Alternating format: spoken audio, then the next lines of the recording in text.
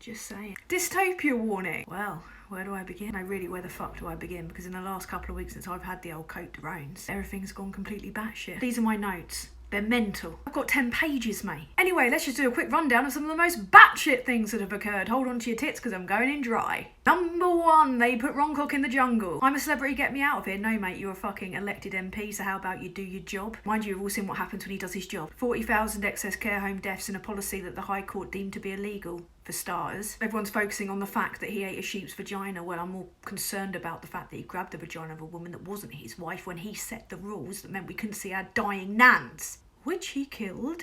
Shame on ITV for allowing him to try and rehabilitate himself and for paying him £400,000 whilst his constituents suffer a catastrophic cost of living crisis which his party caused. In other news, they let Father Dougal out to do a funeral, which was weird.